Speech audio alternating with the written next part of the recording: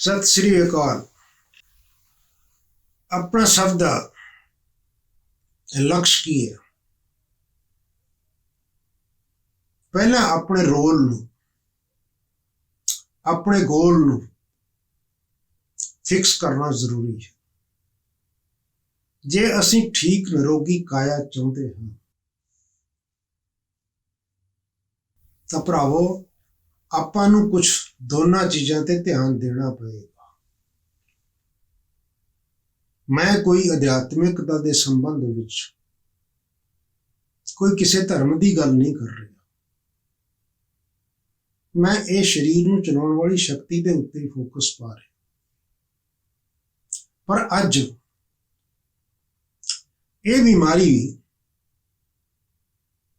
ਬੜੀ ਦੇਰ ਤੋਂ ਸ਼ੁਰੂ ਹੋਈ ਔਰ ਇਸ ਦਾ ਸ਼ੁਰੂਆਤ ਹੋਣ ਦਾ ਅਸਰ ਸਦੀਆਂ ਤੋਂ ਲੈ ਕੇ ਚੱਲਦੇ ਹੋਏ ਯੁੱਧ, ਸਦੀਆਂ ਤੋਂ ਲੈ ਕੇ ਚੱਲਦਾ ਹੋਇਆ ਬਟਵਾਰਾ ਔਰ ਸਦੀਆਂ ਤੋਂ ਲੈ ਕੇ ਇੱਕ ਦੂਸਰੇ ਦੇ ਸੰਬੰਧਾਂ ਵਿੱਚ ਦਰਾਜ, ਤਾਂ ਇੱਕ ਦੂਸਰੇ ਦੇ ਸੰਬੰਧਾਂ ਦਾ ਆਪਸ ਵਿੱਚ ਹੀ ਪਿਆਰ ਖਤਮ ਹੋ ਜਾਣਾ। ਕਿਹਾ ਜਾਂਦਾ ਹੈ ਕਿ ਲਵ ਫਲੋਜ਼ ਥਰੂ ਦਾ ਹਾਰਟ। ਸਾਡੇ ਦਿਲ ਨੂੰ ਕੀ ਚਾਹੀਦਾ ਹੈ? सम्मान और प्यार और रिगार्ड। और क्या जाता है, give regard and get regard. सम्मान दियो ते मान मिल जाएगा। पर अज असीं देण दे बजाए ਲੈਣ ਦੀ ਇੱਛਾ ਸਾਡੀ ਜ਼ਿਆਦਾ ਹੈ। ਜਦੋਂ ਕੋਈ ਘਟਨਾ ਪਰਿਵਾਰ ਵਿੱਚ ਜਾਂ ਸਮਾਜ ਵਿੱਚ ਆਉਂਦੀ ਹੈ, ਮੈਜੋਰਿਟੀ ਲੋਕ ਆਪਣੇ ਆਪ ਨੂੰ ਉਸ ਦਾ ਜ਼ਿੰਮੇਵਾਰ ਨਹੀਂ ਸਮਝਦੇ। ਉਹਨਾਂ ਦੀ ਉਂਗਲੀ ਹਮੇਸ਼ਾ ਹੀ ਦੂਸਰੀ ਤਰਫ ਜਾਂਦੀ ਹੈ। ਇੱਕ ਪਰਿਵਾਰ ਦੇ ਵਿੱਚ ਛੋਟੇ ਰੂਪ ਦੇ ਵਿੱਚ, ਇੱਕ ਸਮਾਜ ਦੇ ਵਿੱਚ ਵੱਡੇ ਰੂਪ ਦੇ ਵਿੱਚ। ਅੱਜ ਸਮਾਜ ਕਿੰਨੇ ਹਿੱਸਿਆਂ ਵਿੱਚ ਵੰਡ ਚੁੱਕੇ, ਜਦੋਂ ਕਿ ਇਹ ਸਾਰਾ ਇੱਕੋ ਹੀ ਪਰਿਵਾਰ ਸੀ।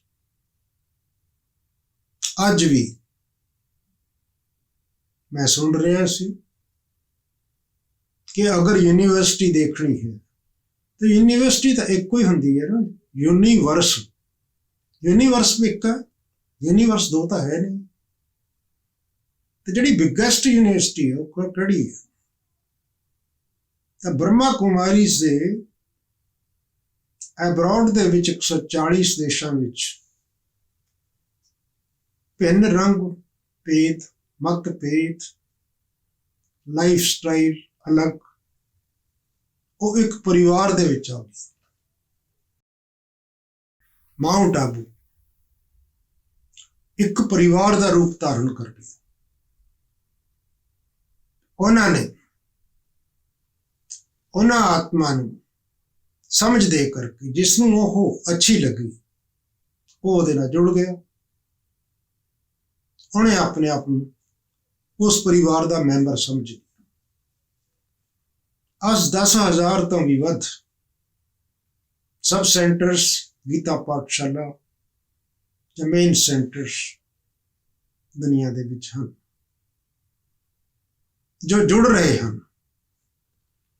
ਉਹਨੂੰ ਤੋੜਨ ਦਾ ਕੰਮ ਨਹੀਂ ਕੀਤਾ, ਉਹਨੂੰ ਜੋੜਨ ਦਾ ਕੰਮ ਕੀਤਾ। ਪਰ ਦੂਜੇ ਪਾਸੇ ਆਪਾਂ ਜਾਈਏ ਕਿ ਜੇ ਅਸੀਂ ਹਿਊਮਨ ਬੀਇੰਗ ਨੂੰ ਦੋ ਸ਼ਬਦਾਂ 'ਚ ਵੰਡ ਦੇਈਏ ਤਾਂ ਹਿਊਮਨ ਦਾ ਅਰਥ ਹੈ ਹਿਊਮਸ। ह्यूमस एक लेटिन शब्द है जिन्होंने मिट्टी कहा जाता है। ह्यूमस माना सॉइल, SOIL, सॉइल। सॉइल माना मिट्टी, SOUL सोल, सोल माना लाइफ। हुण जे असीं अपने शरीर दे उत्ते फोकस दिंदे हाँ तां आपां एक स्वार्थी बन जाते। ਆਪਾਂ ਇੱਕ ਛੋਟੇ ਪਰਿਵਾਰ ਦੀ ਖਾਤਰ ਸੋਚਦੇ ਹਾਂ, ਔਰ ਉਸ ਨੂੰ ਵੀ ਛੱਡ ਦਿਓ ਕਿ ਆਪਾਂ ਆਪਣੀ ਖਾਤਰ ਹੀ ਸੋਚਦੇ ਹਾਂ ਕਿ ਮੈਂ ਠੀਕ ਹਾਂ। ਪਰਿਵਾਰ ਦੀ ਵੀ ਜ਼ਿੰਮੇਵਾਰੀ ਅੱਜ ਘਟ ਰਹੀ ਹੈ। ਉਹਨਾਂ ਦੇ ਵਿੱਚ ਵੀ ਆਪਸ ਵਿੱਚ ਹੀ ਕਲਾ ਕਲੇਸ਼ ਸ਼ੁਰੂ ਹੋ ਗਏ।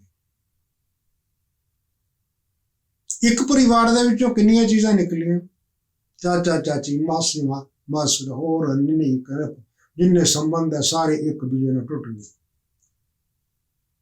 ਅੱਜ ਕੋਈ ਇੱਕ ਦੂਜੇ ਨੂੰ ਫੋਨ ਵੀ ਨਹੀਂ ਕਰ ਰਿਹਾ, ਕਿੰਨੀ ਦੂਰੀ ਚਲੀ ਗਈ। ਪਰ ਇੱਕ ਚੀਜ਼ ਹੈ, ਜਦੋਂ ਇਹ ਫੋਨ ਕਾਲ ਨਹੀਂ ਆਏ ਸੀ ਉਸ ਟਾਈਮ ਵੀ ਫਿਰ ਵੀ ਲੋਕਾਂ ਦਾ ਪਿਆਰ ਸੀ। ਬੇਸ਼ੱਕ ਉਹ ਦੂਰ ਬੈਠੇ ਸੀ ਪਰ ਮਨ ਵਿੱਚ ਉਹਨਾਂ ਦੇ ਪਿਆਰ ਸੀ। ਪੈਦਲ ਚੱਲ ਕੇ ਵੀ, ਸਫ਼ਰ ਕਰਕੇ ਵੀ ਉਹ ਇੱਕ ਦੂਜੇ ਨਾਲ ਮਿਲਦੇ ਸਨ ਤਾਂ ਬੜਾ ਪਿਆਰ ਨਾਲ ਮਿਲਦੇ ਸਨ। ਪਰ ਅੱਜ ਉਹ ਚੀਜ਼ਾਂ ਸਾਰੀਆਂ ਖਤਮ ਹੋ ਰਹੀਆਂ। ਤੇ ਜਿਹੜੀ ਹਿਊਮਨ ਕੌਨਸ਼ੀਅਸ ਹੈ, ਇਸ ਨੂੰ ਅਸੀਂ ਲਾਈਫ ਕੌਨਸ਼ੀਅਸ ਬਣਾਉਣਾ ਹੈ। ਹਿਊਮਨ ਕੌਨਸ਼ੀਅਸ ਡਿਵਾਈਡਸ ਦਾ ਵਰਡ ਐਂਡ ਕਲਾਸੀਫਾਈਡ ਦਾ ਵਰਡ। ਇਹਨੂੰ ਅਨੇਕ ਕਲਾਸਾਂ ਵਿੱਚ ਵੰਡ ਦਿੰਦੀ ਹੈ, ਔਰ ਇਹਦਾ ਰਿਜ਼ਲਟ ਕੀ ਹੁੰਦਾ ਹੈ? ਹੌਲੀ ਹੌਲੀ ਇੱਕ ਦੂਸਰੇ ਨਾਲ ਟਕਰਾਓ, ਮਾਰਕਸਿਕ ਵਿਚਾਰਾਂ ਦਾ ਟਕਰਾਓ। ਔਰ ਇਹ ਟਕਰਾਓ ਦਾ ਨਾਲ ਕੀ ਸ਼ੁਰੂ ਹੋ ਜਾਂਦਾ? ਬਦਲਾ ਲੈਣ ਦੀ ਭਾਵਨਾ, ਈਰਸ਼ਾ ਦੀ ਭਾਵਨਾ, ਨਫ਼ਰਤ ਦੀ ਭਾਵਨਾ। ਜਦੋਂ ਇਹ ਸ਼ੁਰੂ ਹੋ ਜਾਣਾ ਮਨ ਦੇ ਵਿੱਚ ਤਾਂ ਮਨ ਦੇ ਉੱਤੇ ਲੋਡ ਸ਼ੁਰੂ ਹੋ ਜਾਂਦਾ। ਮਨ ਦਾ ਲੋਡ ਨਜ਼ਰ ਨਹੀਂ ਆਉਂਦਾ। ਆਖਰ ਕੀ ਹੁੰਦਾ ਹੈ? ਜਦੋਂ ਇਹਦੀਆਂ ਕ੍ਰਾਈਸਿਸ ਆ ਜਾਂਦੀਆਂ ਹਨ, ਉਹ ਰੂਪ ਧਾਰਨ ਕਰ ਲੈਂਦੀਆਂ ਹਨ, ਮਨ ਉਸ ਨੂੰ ਟੋਲਰੇਟ ਨਹੀਂ ਕਰ ਸਕਦਾ ਜਾਂ ਕੋਪ ਨਹੀਂ ਕਰ ਸਕਦਾ, ਉਹਦੀ ਸ਼ਕਤੀ ਖਤਮ ਹੋ ਜਾਂਦੀ ਹੈ। ਤਾਂ ਉਹੀ ਬਿਮਾਰੀ ਦੇ ਵਾਈਬ੍ਰੇਸ਼ਨਸ, ਵਿਚਾਰ ਤਰੰਗਾਂ ਨੈਗੇਟਿਵ ਰੂਪ ਦੇ ਵਿੱਚ ਸਰੀਰ 'ਚ ਤਾਂ ਪ੍ਰਵੇਸ਼ ਕਰ ਜਾਂਦੀਆਂ। ਉਹ ਜਾ ਕਰਕੇ ਸਾਡੇ ਕਿਸੇ ਵੀ ਹਿੱਸੇ ਦੇ ਉੱਤੇ ਇਫੈਕਟ ਕਰਦੀਆਂ, ਲੰਗਸ ਦੇ ਉੱਤੇ, ਲੀਵਰ ਦੇ ਉੱਤੇ, ਹਾਰਟ ਦੀ। ਅੱਜ ਹਾਰਟ ਦੀ ਬਿਮਾਰੀ ਵੱਧ ਕਿਉਂ ਰਹੀ ਹੈ? ਉਹਦਾ ਕਾਰਨ ਇਹ ਹੈ, ਇੱਕ ਜਗ੍ਹਾ ਬਲੌਕੇਜ, ਦੂਸਰੀ ਜਗ੍ਹਾ ਬਲੌਕੇਜ। ਪਰ ਅੱਜ ਲੋਕ ਕੀ ਕਰ ਰਹੇ? ਅੱਜ ਲੋਕ ਕਹਿ ਰਹੇ ਆ ਕਿ ਲਾਈਫ ਸਟਾਈਲ ਨੂੰ ਬਦਲੋ, ਆਹਾਰ ਦੇ ਸਿਸਟਮ ਨੂੰ ਬਦਲੋ, ਆਹਾਰ ਦੇ ਸਿਸਟਮ ਨੂੰ ਬਦਲੋ ਔਰ ਵਿਚਾਰ ਦੇ ਸਿਸਟਮ ਨੂੰ ਬਦਲੋ।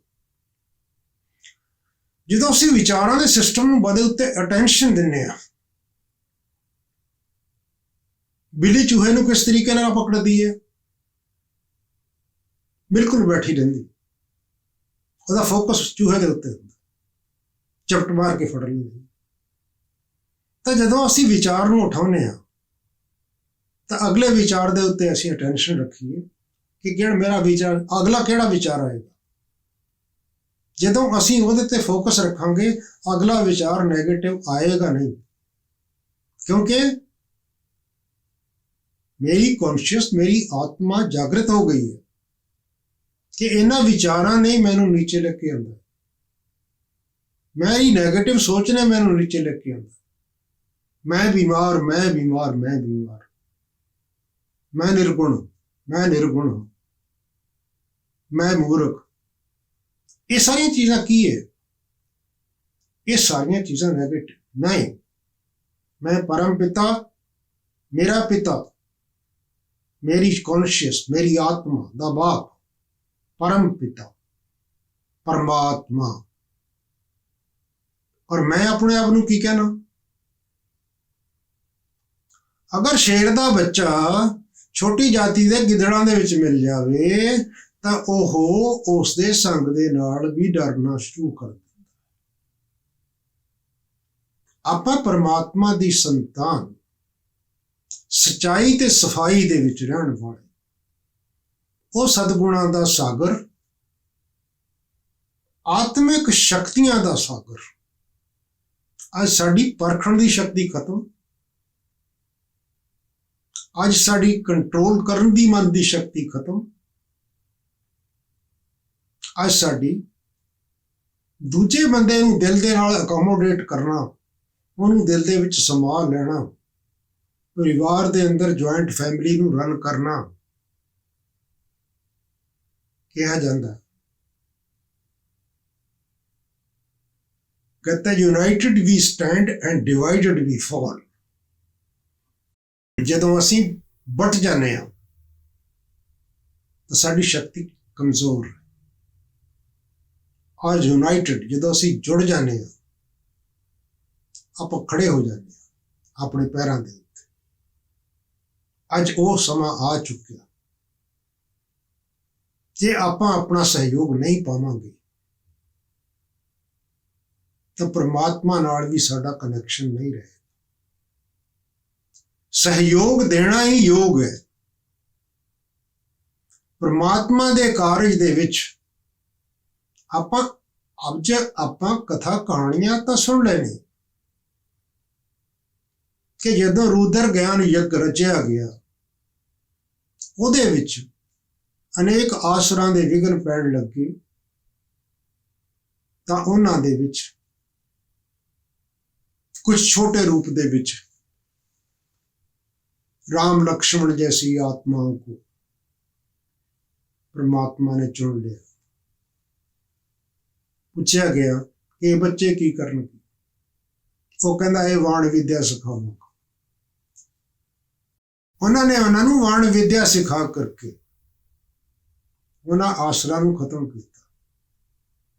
रुद्र ज्ञान यज्ञ दी परफेक्शन, उसकी संपूर्णता, उसकी संपन्नता अज भी आप गाने, आखिरी औती आप पाने। वो आसर कौन सी?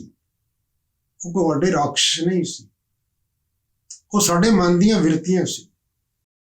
वो मन दीयां विरतियां नूं